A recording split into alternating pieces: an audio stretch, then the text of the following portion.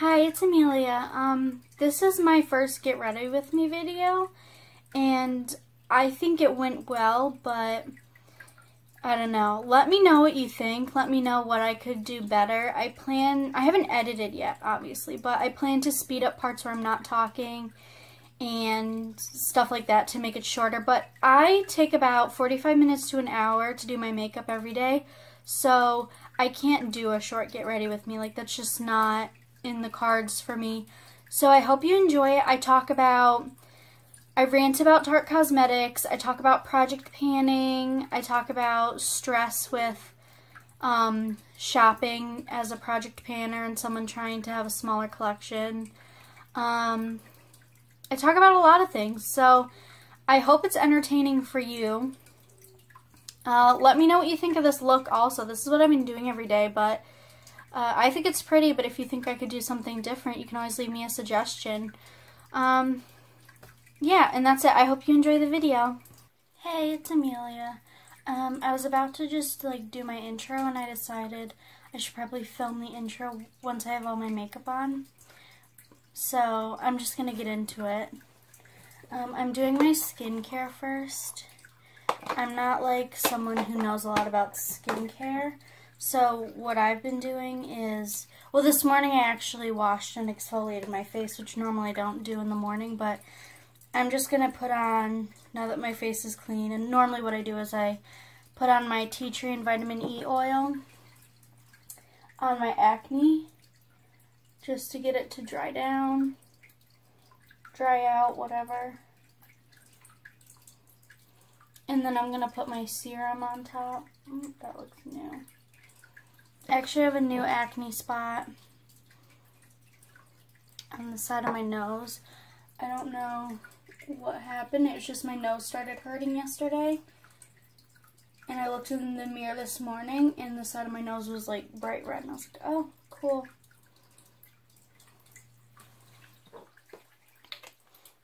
This is from Derma E.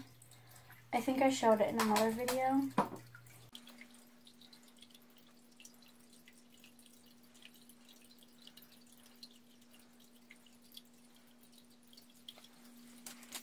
Stray hairs in my brows. I'm going to pluck really quick.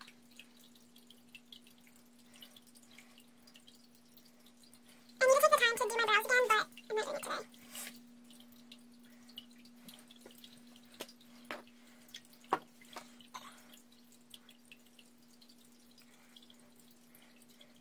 Normally I wait until the tea tray oil sinks in to put on my serum, but I'm just feeling impatient, so I'm doing it now. Because my skin feels really dry after watching it. I'm going to try my best to keep this mirror out of frame, or at least not right in front of my face, but if it gets in front of my face, I'm sorry. I've never filmed a video like this before. That's good. Now I'm all glowy. Cool. And I can tell that the tea tray oil moved around because now my face, the only way I can describe it is it sort of feels minty. And then I need to lotion my hands. This is just going to be, I'm sure I'm going to say it in the intro, but this is just going to be like what makeup I do during the week when I'm doing my Pan That Palette and Project Pan stuff. Sometimes on the weekends I take breaks, like cheat days, and I use whatever I want, and sometimes I continue to use Pan That Palette and Project Pan stuff.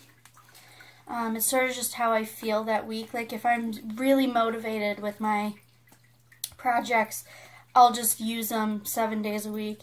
But then sometimes I'm feeling like I want to use my other stuff, so I'll do that. I'm just using a random lotion I have. I don't have like a special hand cream or anything. I'm really drinking my coffee. It's morning for me. Well, it's like technically afternoon, but I don't get up early on days when I don't have anything to do, so I like to sleep in. I don't know if I should hold them on this side. It doesn't matter. I always do my eyebrows first. I feel like a lot of people do their eyebrows last, but I just have never done it that way, so I'm not going to change it up. Because I'm not wearing my glasses, there's going to be a lot of cuts in the video where I'm just looking for things because I literally can't see. I can see close up, which is why I can do makeup, but like from far away, like my basket is low enough to the ground that I can't really see that well. Especially when I have a bunch of single shadows in tiny pots, like they all look the same.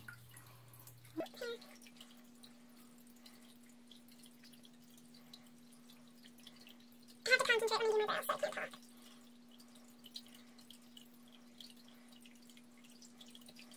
I don't mind if I get product on the outsides because I can just wipe it with a makeup wipe since I do my eye makeup first.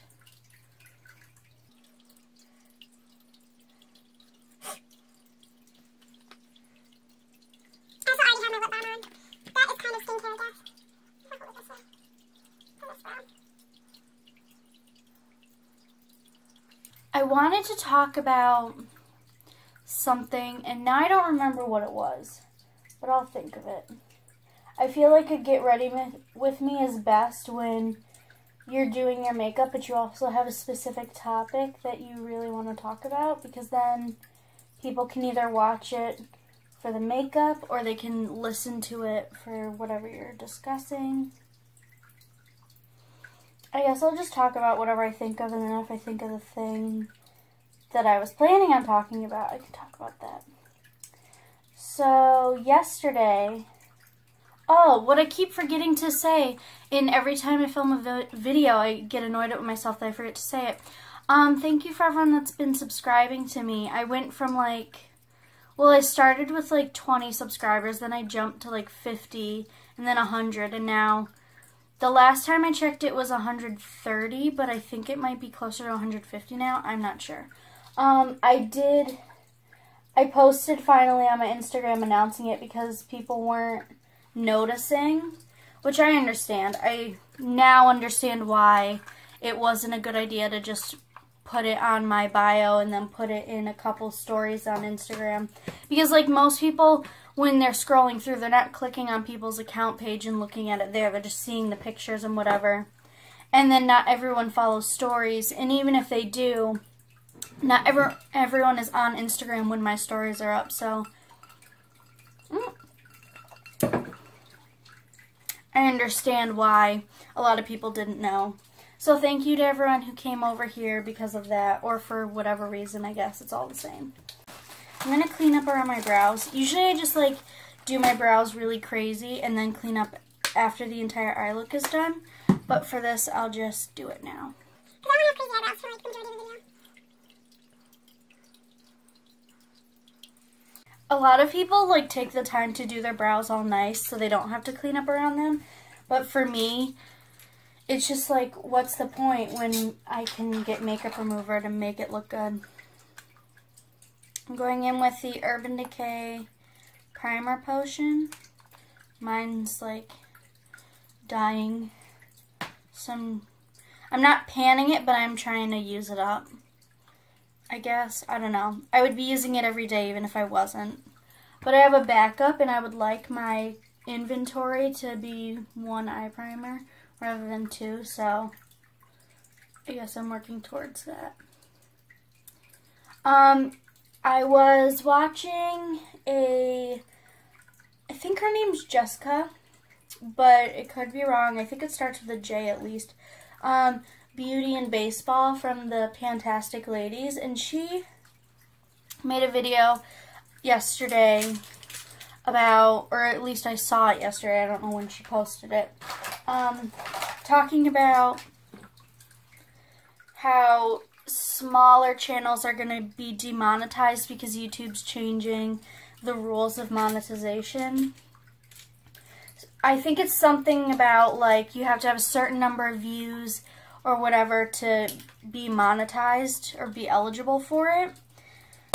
And she was talking about how a lot of small channels are going to be hurt by that. I'm setting my primer with Virgin from the Naked palette. Normally I use a matte, but when I put a satin like this down and I put matte crease shades on top, it sort of just makes it look more like a skin finish rather than super matte. Sometimes my eyelids can look a little dry, so I use this to sort of counteract that. So in her video, she was basically talking about how she wants small channels to unite and or she noticed small channels were uniting, and I don't really know what that means in terms of making an actual change, but I thought it was really nice that the small channels just care about each other. And there were so many people commenting about it. I do think that the reason people were commenting is because she said, comment if you're a small channel, I'll follow you. And I think it's the thing where everyone's like, this is a good opportunity to promote my channel.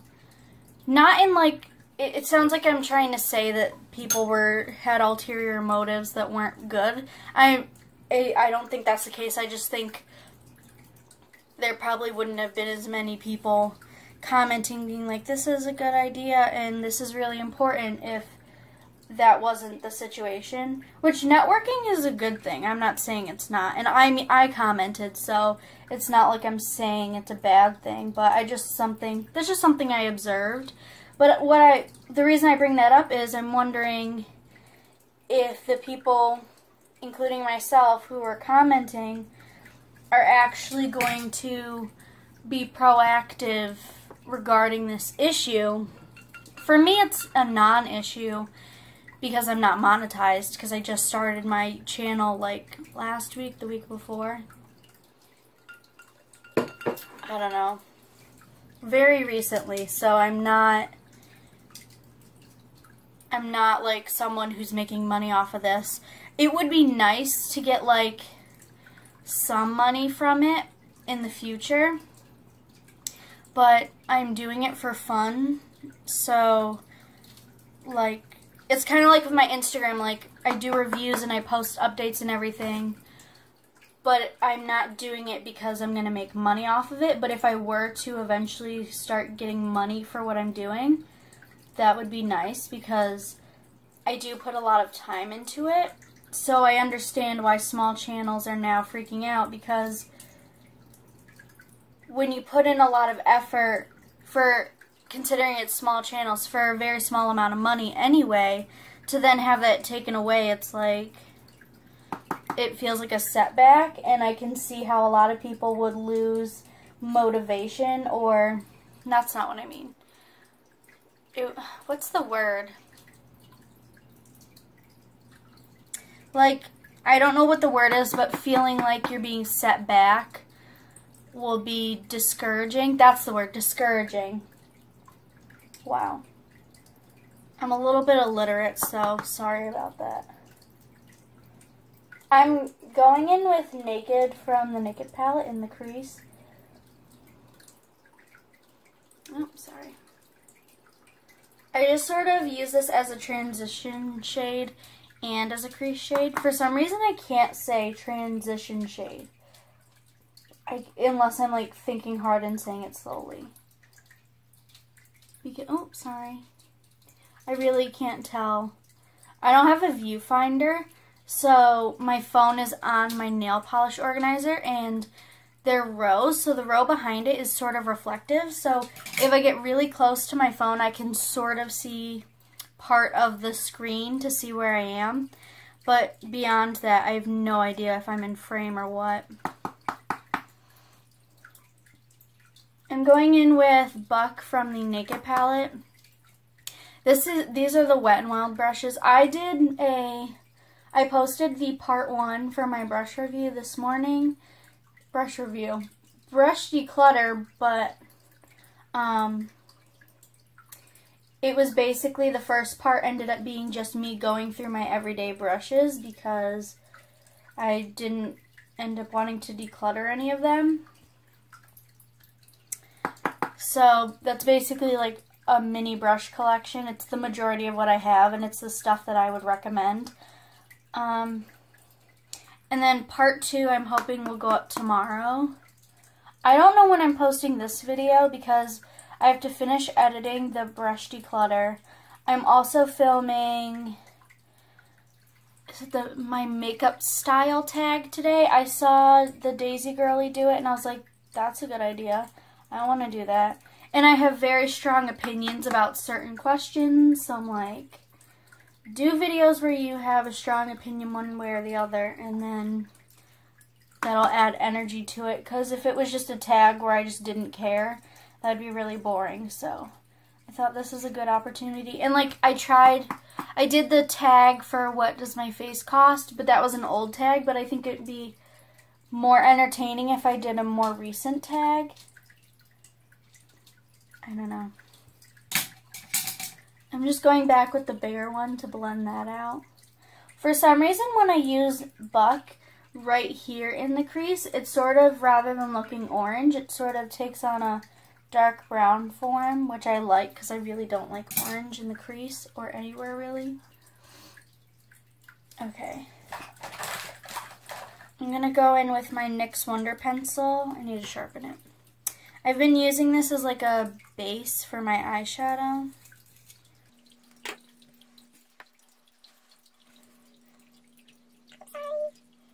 I have a laundry basket here that I'm putting my arm on, and it's like really staticky, so I feel like my hair is going to start standing up on the ends or whatever.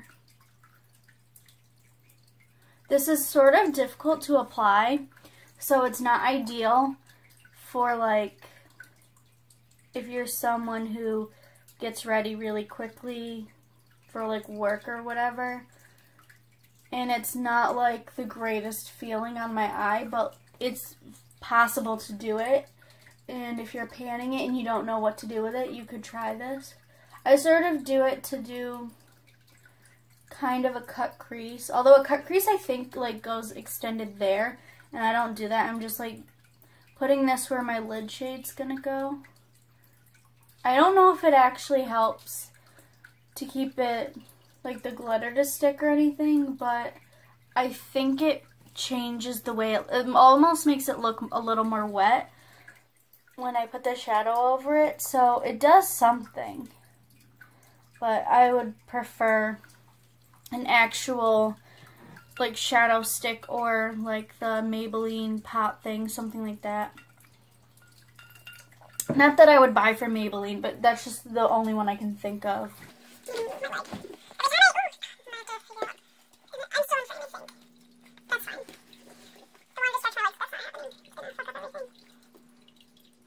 I just sort of drag it across my lid.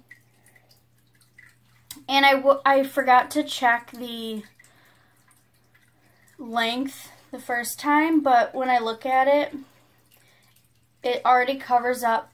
I don't know if you'll be able to see, but like it's NYX and then WOND from Wonder is showing. And I think in my intro, the entire word Wonder was showing when the cap was on. So I've used up 2 letters worth, I think, so far. And we're only like halfway through the month. So that's really good. It's kind of difficult to use once you get towards the crease. I'm just trying to use up as much as I can per application without wasting product. So I'm going to put a little bit on my lower lash line as well. Not on the waterline, just like where the eyeshadow would go.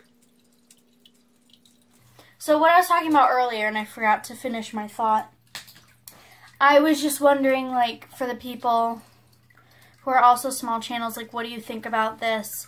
And what do you think small channels could do? I know in her video she said she was going to just stop watching big YouTubers. I honestly don't think that that would work unless a lot of people did that. But then I'm sure YouTube would just say, oh, it's not the fact that we did something to small channels, it's this creator just isn't popular anymore or something like that. Like that would be the conclusion they make. So I don't know if that would work. But I would like that discussion to continue because I think it's important. Because YouTube used to be like a place where people would come up with whatever content they wanted and they could gain popularity if they were good. And then it turned into more like there's the big people and then everybody else sort of doesn't matter, and it's really hard to start making money or to continue to grow because the popular people are the popular people. I don't know if that makes sense, but YouTube has changed a lot, and change isn't bad, but I think the way the company handles changes is not helpful. I understand that they want to make changes that they feel are beneficial for the business, because businesses are in business to make money. So I guess this is a way for them to, I don't know, like, how would it benefit them to making it so there are less people that can have ads on their videos? Like, that doesn't make sense to me. I don't know the mindset behind that. I went into my settings. I wasn't looking for this, but I noticed there's an option that says allow ads to run on the sides of your videos. And it's not ads that you make money off of. It's just ads Google or YouTube makes money off of. So I decided to turn those off because I'm like, no one's going to make money off of me if I'm not getting a cut from it. Like, that's stupid. But I guess that's like the automatic setting that it comes with when you make a channel. So I guess their thought behind it was most people will leave that on, and then they can still make money off of the small channel's videos without giving them a cut. Maybe that's what it is. I could be wrong, but I don't know. I'm very new to YouTube, so I don't know how things work. So that's just like me making an assumption based off of something I saw. I'm just cleaning up the glitter from here. And then I'm going in with Smog for my outer corner. And the outer corner of my lower lash line. I kind of want to make a video, like, I haven't watched it yet, but there's a few people that I follow that have uploaded videos recently talking about issues they're having with the beauty community. And it was going on for a while where people were making videos about it. Like, I know Nikki Murphy did one a long time ago. I think Lauren May Beauty. Like, a lot of people have talked about it, but I sort of wanted to make a video talking about it because I feel like my opinions are not different, but I don't know. I feel like I have something to add in the conversation, but I also feel like because I'm so new as a creator that I don't know if my opinions would really mean anything. Because I'm basically like, I feel like I'm a viewer who all of a sudden decided to make videos. Like, I don't feel like I'm a YouTuber. Like, I just happen to post videos on YouTube, but I'm wiping this brush off on a washcloth, and then I'm going to go in with dark horse. Normally I would use the little brush that came with this one for the lower lash line, but if I'm being lazy, I just don't bother. Because I wipe under my eye here anyway. I don't know if you just saw what I did. Like right here, I'll wipe anyway, so I don't care if this brush is too big. I'm just sort of deep in the outer V. There's like the larger V, which is here and here, and then there's the little one on the lid, so I just refer to both of them as the outer corner V. I'm sorry if that's confusing. I'm supposed to use these today because of my second half of the declutter. These are on probation. But I forgot. So I might use the blush brush. I'm going to go in with my finger with a little bit of Smog right here just to make sure Dark Horse and Sidecar aren't too stark next to each other. I like everything to look really blended.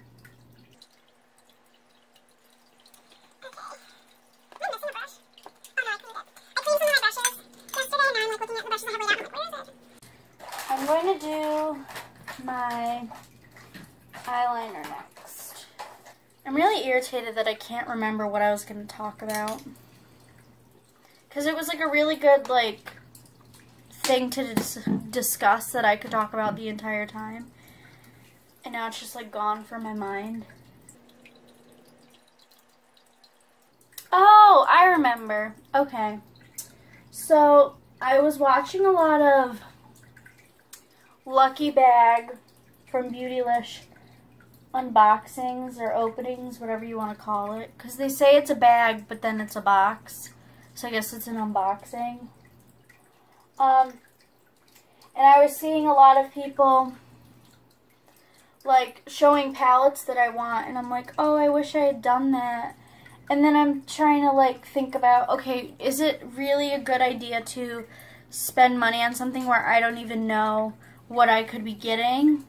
Or would it be more of a smart shopper decision to just save up for the things that I really want? And I was trying to think about, I was like going back and forth because sort of within the Project Pan community, it's sort of this community of people who are trying to think more about their spending habits and less impulse buys. And I feel like buying a mystery bag is sort of the opposite of that mindset a little bit, where it's like you're just throwing money at a company and you don't even know what you're going to get. So, not that it's irresponsible, but like I don't think you can return the bags if you're unhappy. Unless there's an actual issue. If you just don't like it because you don't like the products, I think you're pretty much stuck with them. And you can trade. I think I got something in my eye. But I don't know. And I was thinking about it. And I was like, okay, so should I just like next year get a lucky bag? Or should I work on saving up money for the things I really want?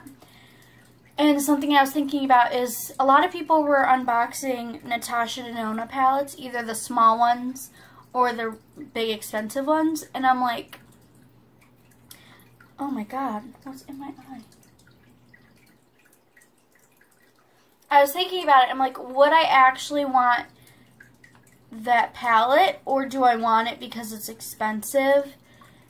And I don't know, I have mixed feelings about doing the Beautylish Lucky Bag next year, but I was watching the videos and I was like, it was weird because it was like I was excited for them to open it. And I'm like, I want that for myself, but is that, I don't know, I feel like it would be wrong for me to do that because what if I don't like what I get? I don't know. And then earlier that day, yesterday, it was funny because I was watching a lot of Thrifty Beauty's videos on, for some reason I missed it, but she has excuse me, I have to move my leg, Project Pan boot camp videos that are really good.